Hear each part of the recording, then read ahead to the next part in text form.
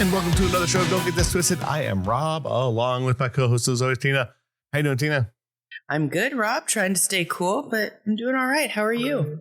Same. Trying to get by. Yeah. I hear that. It's been a hot one. Yeah. And I'm tired of it. I'm a little over it. Yeah. A little over it. I'm going to be going to Hawaii in a couple weeks, so I'm excited for that because I'm hoping that the weather will be a little bit better than it is here, but God only knows. We'll see. Yeah. It should be a tad more humid there, I'm sure. Oh, joy. But I mean, if the weather's cooler, it's going to be better for sure. Absolutely. And they say this week it's calmed down a little bit, so I'm hoping that it's bearable. It would be nice if it's bearable. Yeah, we're going to get a couple of days off. Monday, Tuesday, Wednesday, it looks like. Right on. Yeah, so like we're going to get, I think it's supposed to be, tomorrow's supposed to be in the 80s, which is nice.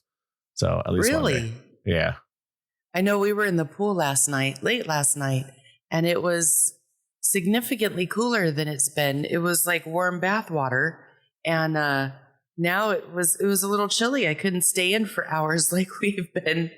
I got out after like an hour. I think a lot of it has to do too is with the, like when you get out and there's a tiny breeze and you kind of get, yeah, we've had the tiny chilly breeze.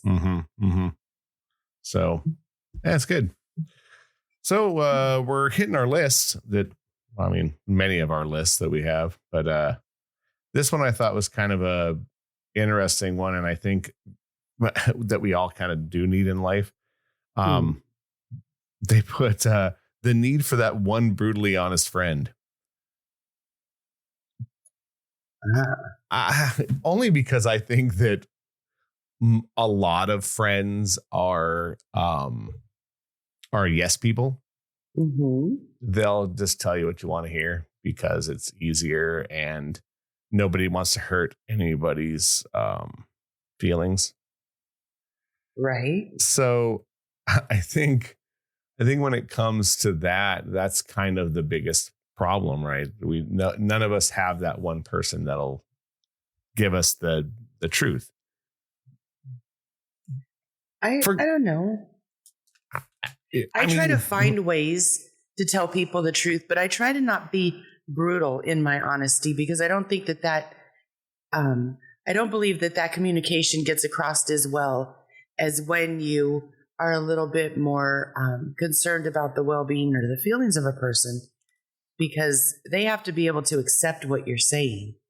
And if they're defending themselves, they're not going to really hear you.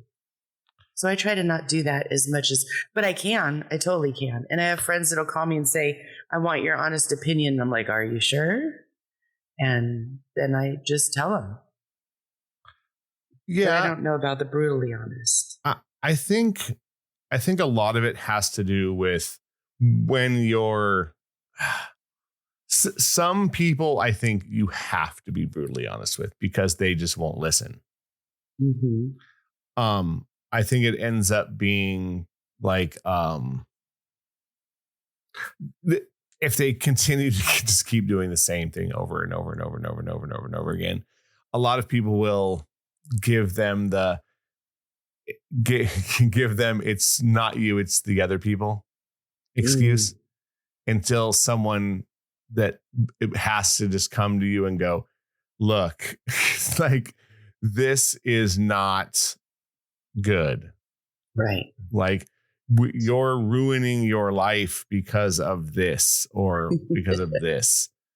So, I think, and I think we all need that one person because I think a lot of, like I said, even friends that you might have had for a long time, and I mean 20 plus years, will always pacify you because they think if they go over that line too much that you might ruin a friendship. I have a core group of friends that I'm with on a very normal basis.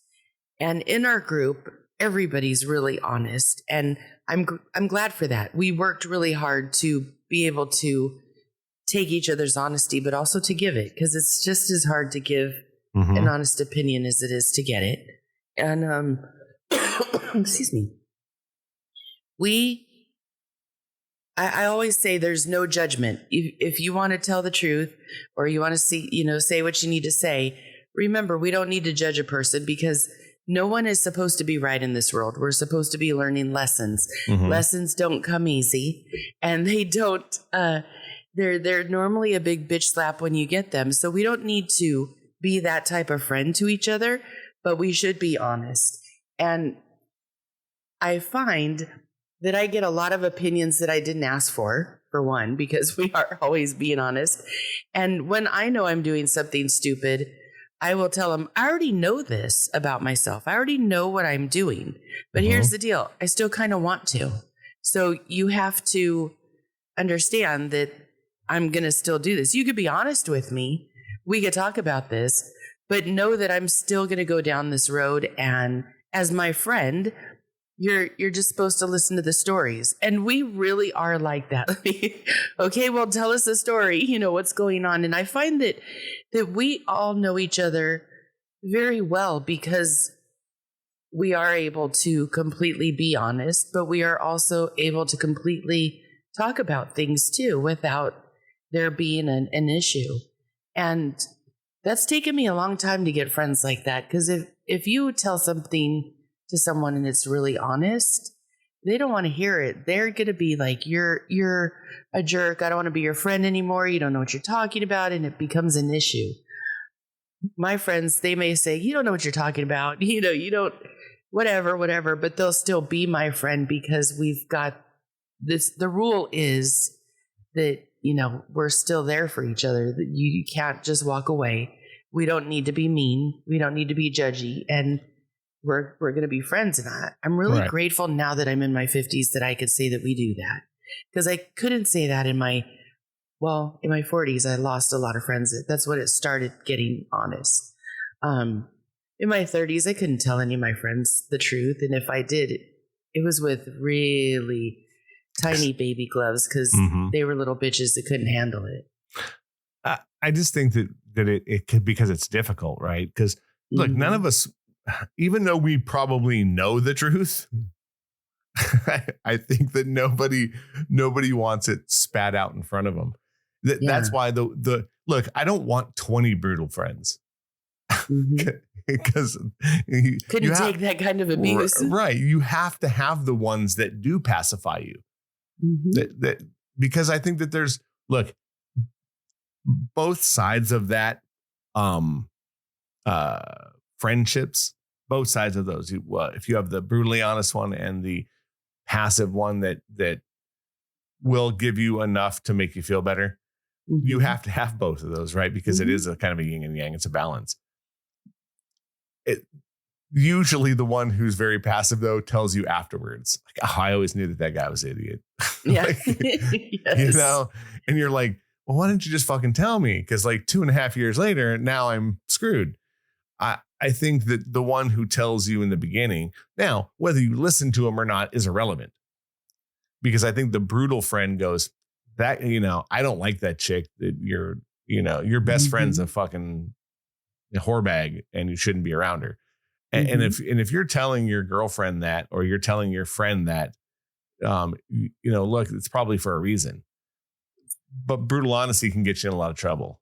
Well, you will definitely be the one that doesn't get invited places if they are together. There's that. And my friends and I, we all talk about that too. Like, well, that's the one I'm not going to invite to the concert with us on Saturday, or, and we say that right out loud to each other because we do it in a joking manner because we get away with more that way. But the core group of friends, when they do that, I like to sit and listen to them because we've all evolved in a way that we could be honest. And I do like that. I do appreciate that in them.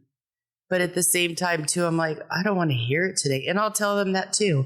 Like, I know that I'm not doing smart things, but can we just forget that part for the the story of it and let me continue?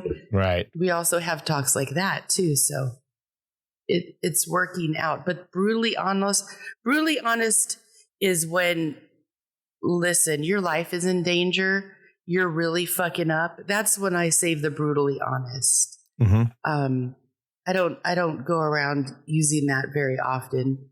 I'd rather find a different way and be a little softer and a little more kind, because again, we're all going through lessons. It's not easy on anybody.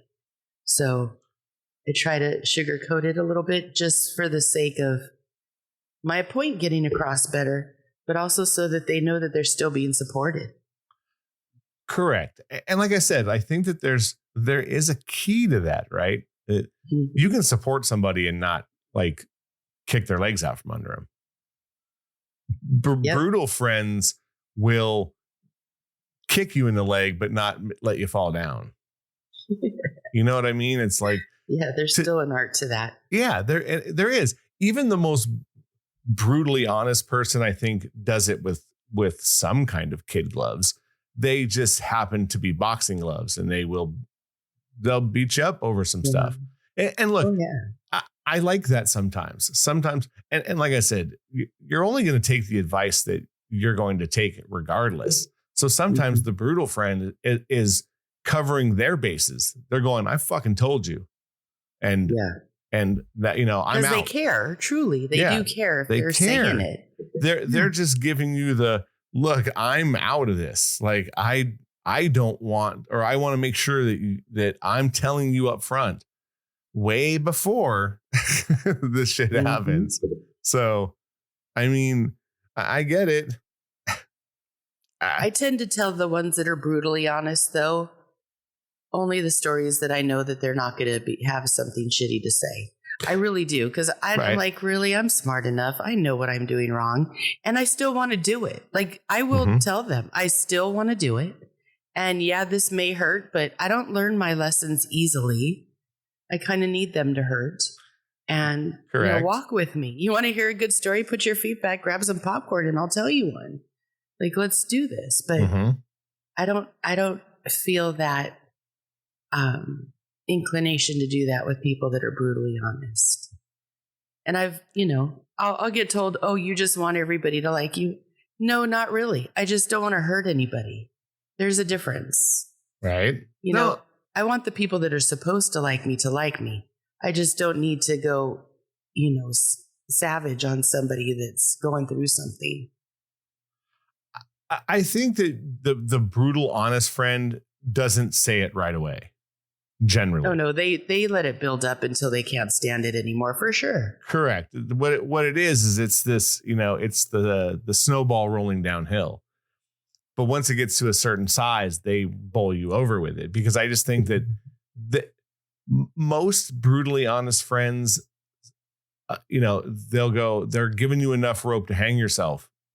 But before you get there, then they hurt you.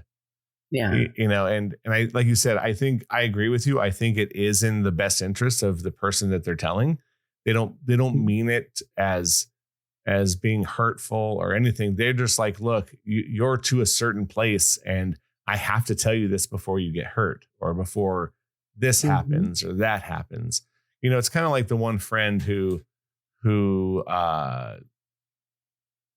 before marriage, like before it gets to the day, or it's like, look, are you really, really, really, really, really, really, really sure of this? Because I see this, and this. Yeah. See, with all of my friends, as they've gotten married, and cousins and people that I've been close to, I go up to them right before and say, okay, I got the car running. Are you sure this is what you want to do before I turn it off? Like, I'm not, no judgment. Are you having cold feet? Do you need to get the hell out of here, or are you good? And nobody's ever said, I'm getting cold feet, get me out of here. I'm kind of wondering who that's going to be, because at some point somebody's going to say something. But if you ask my friends, every last one of them, right before they were to walk down the aisle, I was like, all right, are you sure? It's no judgment on anything other than, are you sure? Like, is this really what you want to do? Because sometimes you get caught up in the ideal of it, and then when it comes down to the reality, you're like, wait, this isn't going to work.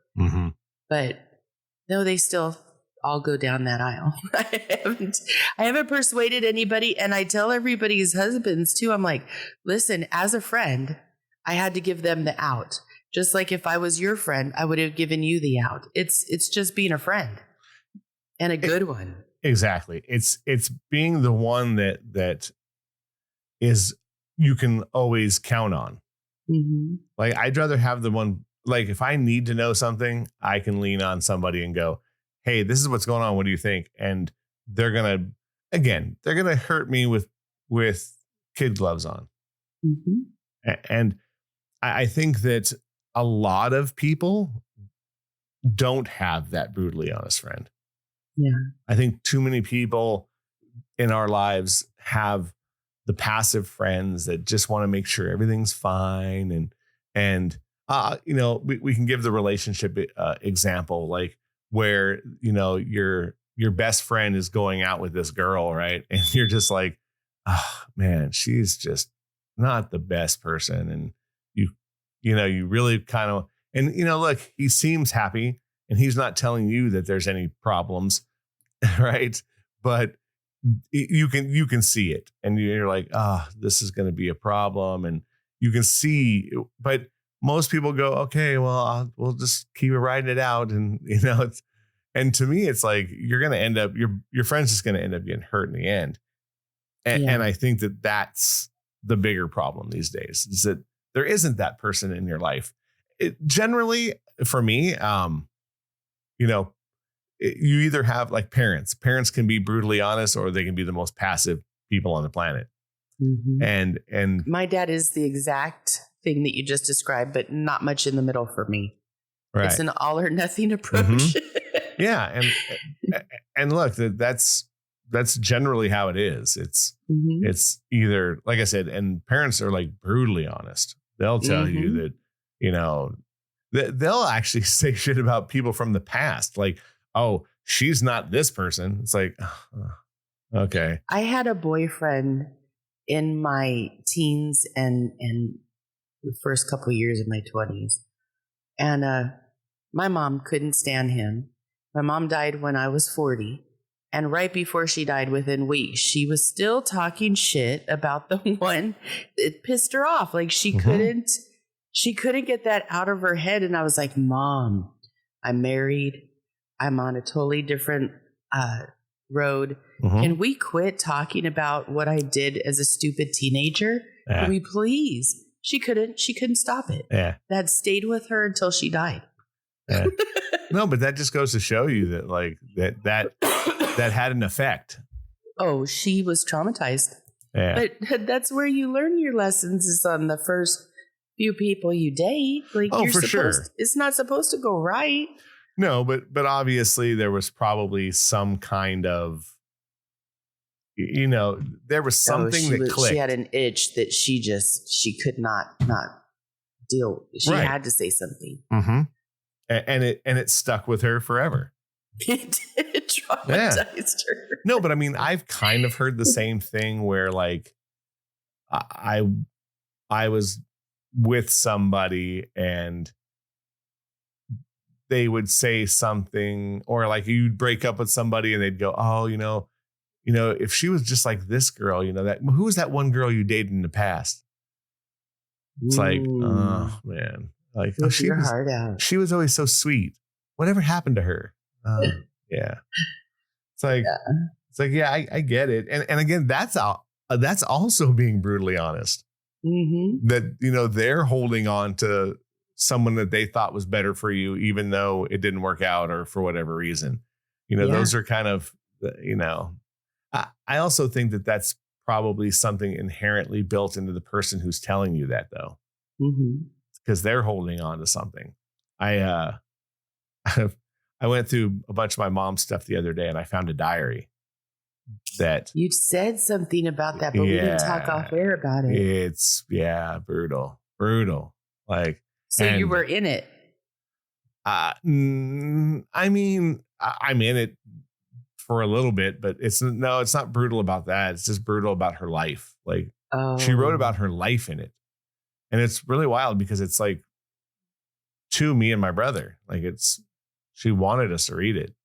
So, and it's just about like who she was as a person. It was hard to read. And then the crazy thing is that it really only went until 1990 and she stopped writing in it.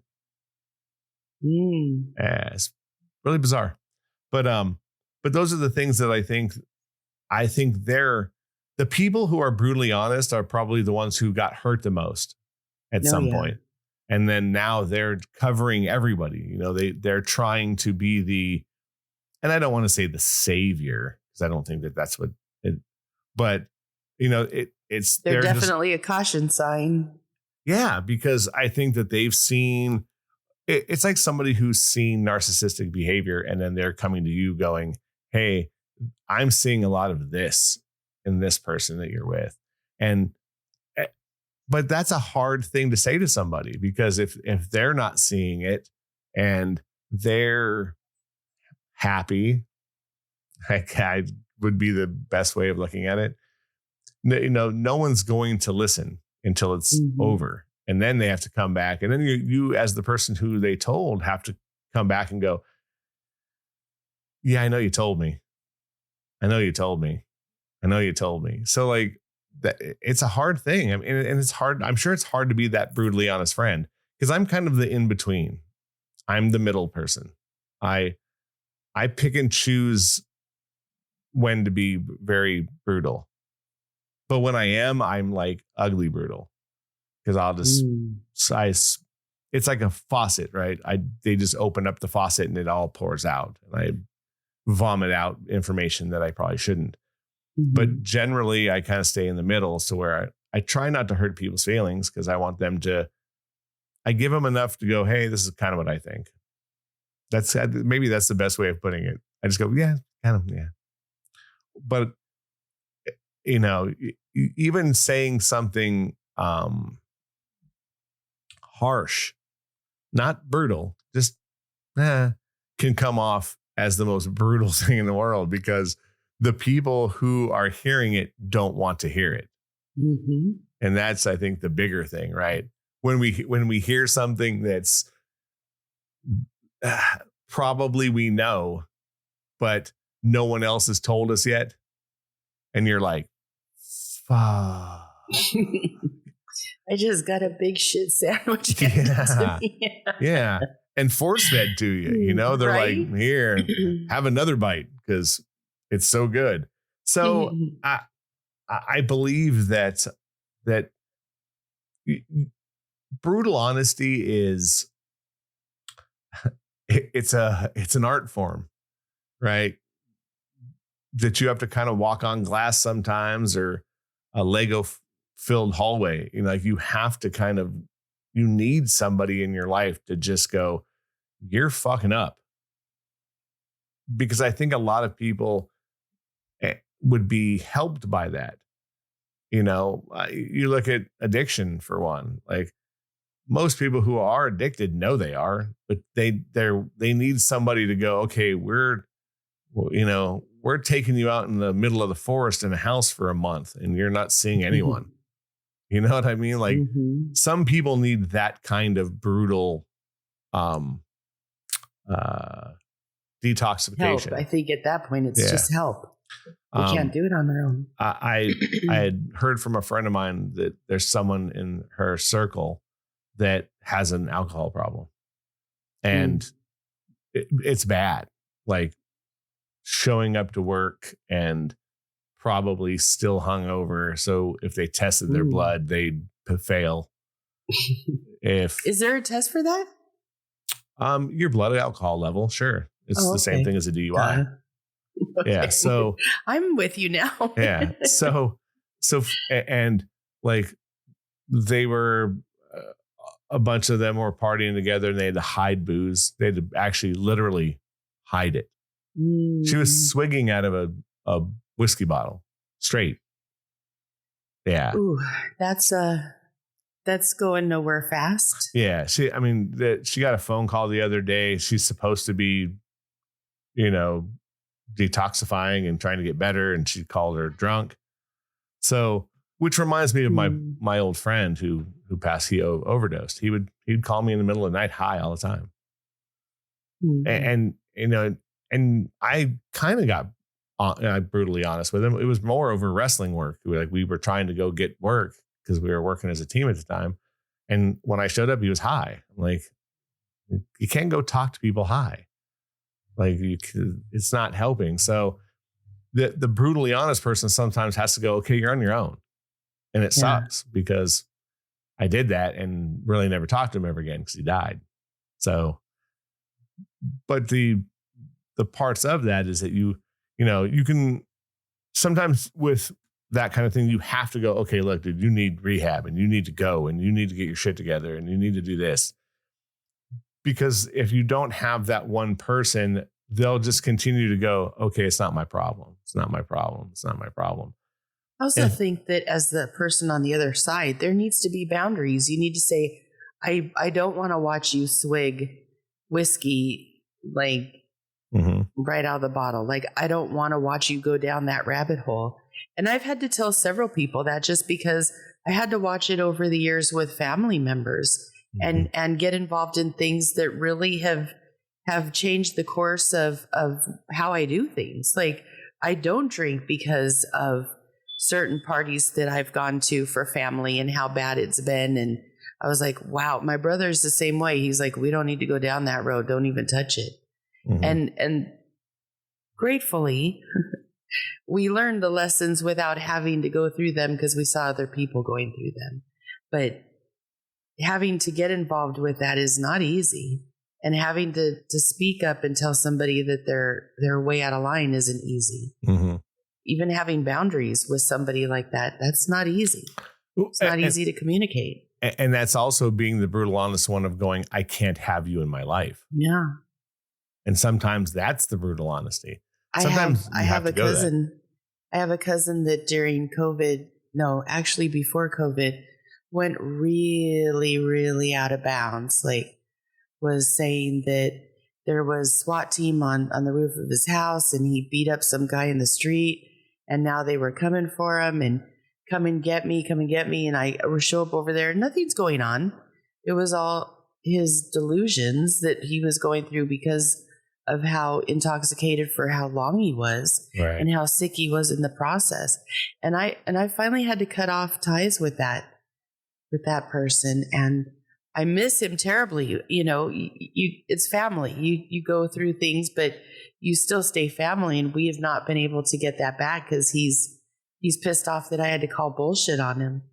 But if I didn't do it, he was going to take me down too. And he already knew I did it with my mom. He already watched that. So I think he understands now that he's sober, but he still won't contact me. He still won't have a conversation with me. But I'm glad he's alive. Yeah, exactly. I think that those are the bigger things. Like, maybe doing what you did might help him. Sometimes cutting people off is being the brutal, honest part, right? It's kind of like sometimes there's the one friend in a group or your friend that no one likes that you have to kind of sit back and you start wondering, like, I don't get it. And then they say something one day and you go, oh, I get it now. Now I get it. And like, then the brutal, honest part is that you might not say anything to them, but you start distancing yourself from them because you have to, just for the sake of everyone involved. And it sucks, but that's kind of like being brutally honest before you have to be brutally honest.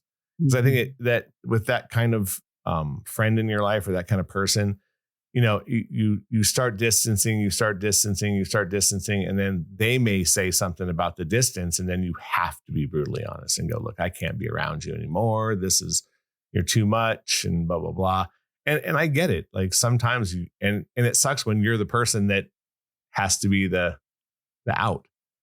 I do agree with that. But at the same time, if you don't get out of an addict's way and let them hit their low, you keep them in a sick state. And they do need to hit rock bottom. They do need to go, whatever their bottom is, they need to do that. And they need to look around and see that they are alone, because that's the only thing that seems to stop this. I've often said my dad and I, my brother, were very good enablers to my mom. And when we finally decided to stop, that's when things started to change. Unfortunately, we waited way too long. We should have done it 8, 10 years earlier. And maybe then it would have been a different outcome. But then again, maybe it wouldn't, because my mom was who she was and she was going to do what she wanted to do. Right. And there was no changing her mind. But at the same time, I think that in my life, if I ever have to be around somebody again, I'm going to say something and get out of their way before it gets that bad. Right. And that's what I did with my cousin. I told him, and I had to get out of his way. He was really abusive. Like every time I talked to him, you're a fucking bitch. You're a fucking asshole. And I'm like, dude, I just got here with groceries. What is your problem? Tell me what you're pissed off at. And he didn't even have any legitimate answers for me. That's what he was thinking about himself. And so I was like, let me get out of your way because you're on a crash course and I love you and I'll be here for you whenever you want to get your shit together. Well, he still hasn't gotten it together enough to want to come and talk to me, which is fine. I know that what I did was going to piss him off. I knew it. But not saying something and letting him go further would have been worse because now he's sober. So I got out of his way and he got sober. So I don't know what the answers are exactly. The thing with brutal honesty is that most of us need to hear it, but don't want to. Mm-hmm. You know, and I think that's with most things in life where you need to be told something. You know, it's either letting go of something, having an issue, whatever the brutal honesty part is. None of us want to hear it because in your own head, you see things in a better light because it's always easier to see that because you're convincing yourself that things are okay or things are good or this person's good for you or that person is whatever. And once the person, the brutally honest friend to me also has to be the reliable friend or the one that you can turn to when it's the one that shows up. Yeah, that's because the ones that are generally passive, well, you can't ask them anything because they're usually yes people or no people. If you're saying I don't think I should do this, they're gonna go, yeah, you shouldn't do that. And they're saying if you're like, look, this is great, I think this, they're gonna go, yeah, he's great, you should keep dating him. Even though they know like, oh, he's probably a piece of shit, or I've seen him do all these things and he's horrible, but they're just like, okay. And then the problem with the one brutal friend though, is that when you come to them, even though you know you're in a shitty place, you're mad at them for telling you. Mm-hmm. You're like, well, why are you telling me? They don't ever win out of being that person. No, you're damned if you do and damned if you don't, unfortunately, being the brutal friend. And look, I've heard things from people over the years that, and like, I know it, but it does hurt to hear it from somebody else. Like, oh, you're wasting your time, doing this, or, why are you still at that job? It's not going anywhere. Or, what are you doing this? It's like, oh yeah. And look, and then of course, then once you change that, right, you go do something different or, go to a new person or get in a new relationship. Then you're like, oh yeah, like these people were, Bob was trying to tell me this fucking 2 years ago. And as a matter of fact, he did tell me 2 years ago and I didn't listen to him. So I think we all need it. That's the good thing too, though, is when you have a brutally honest friend, it doesn't mean you have to take their advice. It just means that they see you and they see what's going on. It doesn't mean you have to listen to them, though. Correct. It means you should. I mean, if they're really giving it to you, you probably should listen. But you don't have to either. I think the brutally honest friend is always the one that you can go to, though. Mm-hmm. When everyone's saying one thing and you go to that person that generally will tell you the truth on anything, Mm-hmm. Because look, I heard somebody on a podcast the other day saying that there's people there's friends that are so passive that you could tell them that the sky is green and they'd tell you that it is. Yeah, they're your cheerleaders, though. Yeah.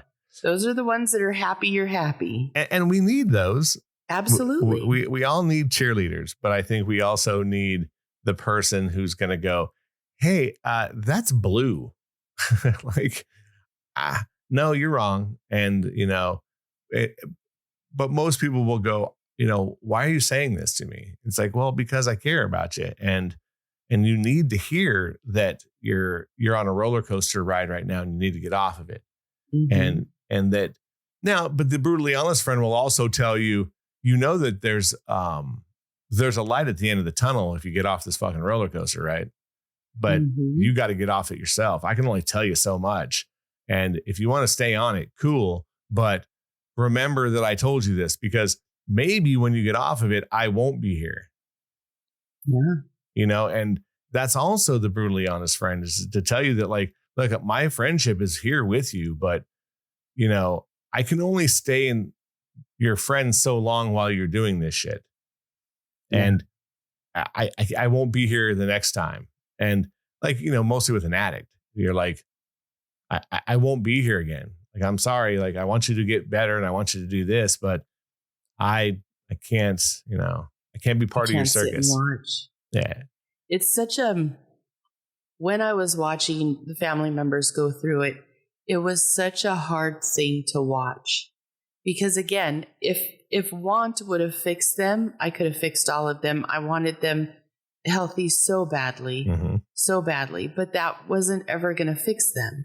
And it didn't fix them. As a matter of fact, being in the way of somebody on a collision course just gets you, you're on the same path, you're with them, you're going to go down just as hard as they do. Yep. And that for me was the hardest part, is the letting go, like saying, I love you, just not enough for you to take me with you. I love you, but I don't want to watch this anymore. I love you, but it's killing me to see you suffer. And truly, I did say all those things to my mom over the years. And that was so not easy to say, especially to a parent, and I've been told, like, you don't tell the truth. I just want you to be honest. And I'm like, I got to figure out what I'm feeling before I can be honest. Because everything that I go through starts with feelings. Like, I feel it in my body and then I'm able to express it. But until I feel it, I can't say anything. And I am going to seem like I'm not being sincere. But I want to make sure that what I say and how I say it is effective, but not only effective, but it's exactly what it is that I'm feeling. And I don't know, with watching my family, and with watching my mom, it was a horrendous thing to see.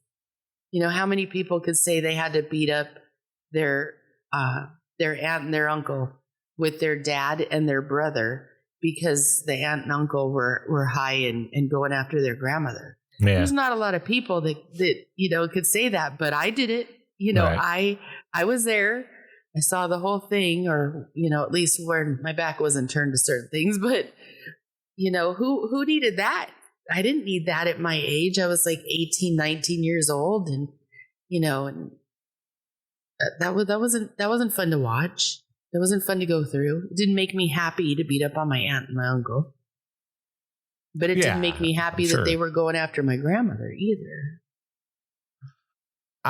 I think that when you end up, look, and being the brutally honest friend can be the hardest thing in the world.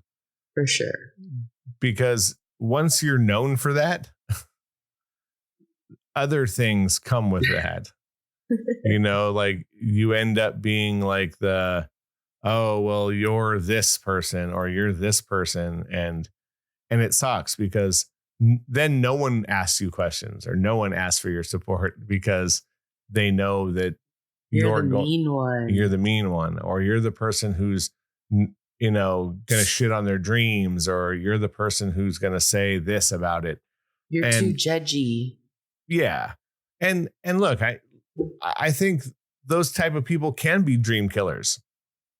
I get that. And again, I think you have to have that middle ground of the people that you're with, right? The people who are going to pump you up regardless.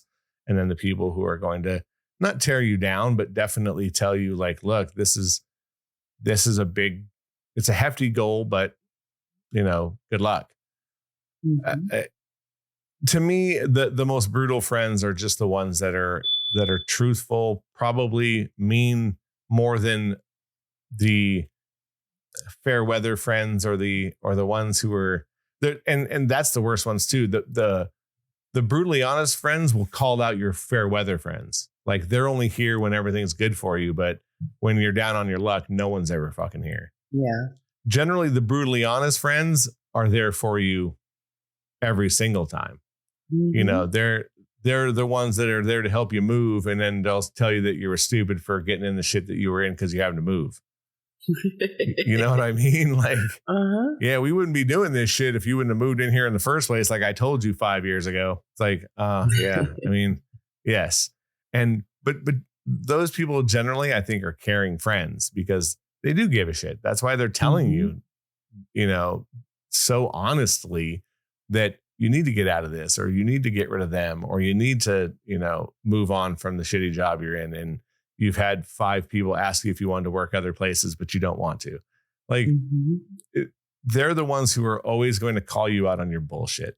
And sometimes I think they're the most important people in the world to call you out on your bullshit.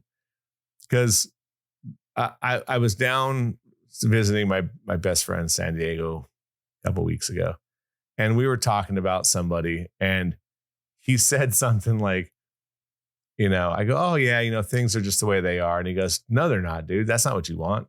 That's not true. Why are you talking about it like that? And I was like, well, because I kind of have to. And he's like, nah, that's not what it is. And he's not even brutally honest with me. But when it comes to something that he doesn't call me out, he calls me out on my bullshit. And that, I think that's the friend right before the brutally honest one. The one who calls you out on your bullshit is like the level down from the brutally honest one. Right. I think I'm the level down from the brutally honest one. Yeah, I'm the middle ground. I can be brutally honest, but I only do it when I think that it has to be done. But I am the level down from that almost always. I'm always the one that'll call you out on your bullshit. In this society, you can't be really honest either because everybody gets offended. I'm so sick of that word. Every time somebody says it, I look at them and think, you little bitch. Like, get offended about something real. Like, this is not what you should be offended by. But I find that you just can't be honest because people do get offended. And I don't dig that. Yeah. I'm not digging that at all. Yeah, I kind of agree. You kind of have to go, Let me try to sugarcoat your bullshit for you and then explain why I'm telling you this. Yeah. And I have a couple of friends that we do talk like that. And I've said that to her. She just cracks up. She's like, all right, asshole, you got me. But we still have conversations, but they're just, I don't know. Sometimes I think they sound pretty dysfunctional, but we get the point across and we get the job done, and then we're back to being who we need to be. So I guess it's not that bad. Yes, I agree. Look, for me, like I said, I think, at the end of this show, we have to look at the bigger picture of the brutally honest friend in our life is probably the one that you should always go to. Because you're 9.5 times. If you want to hear the total truth, even though it's going to obliterate your life, they're probably the better one to go to. Yeah. I mean, I would rather have at least the step down in all my friends, and my relationships. If I'm in a relationship with somebody, I don't want someone to hold that shit back and be passive. I want someone to go, look, like, you said you were going to do this and you didn't. Why? And talk things out. Communication is everything. And I think that even with your brutally honest friend, communication is everything. Because if you're brutally honest with them and they're brutally honest with you, your friendship is probably amazing. So, and if you're still friends, it's probably because it's for a good reason, because you trust them, And you need somebody to call you on your bullshit from time to time. Yeah. We've been friends a long time, and you've called me out on my bullshit more than once. Have I? Yeah. I mean, probably not in the last, yes, a little bit in the last, since we started the pod, but early, you called me out on my bullshit all the time when we were like right out of high school. I'm so sorry. No, it's okay. No, it was like, but it was like silly calling me out on my bullshit. Like about like, I don't like this girl that much. And you're like, who are you lying to? She's coming on a motorcycle to your house right now. Like, you know what I mean? Like those are the things that sometimes we need. And if you have that kind of friend going forward, you're never going to be afraid to hear the truth. Mm-hmm.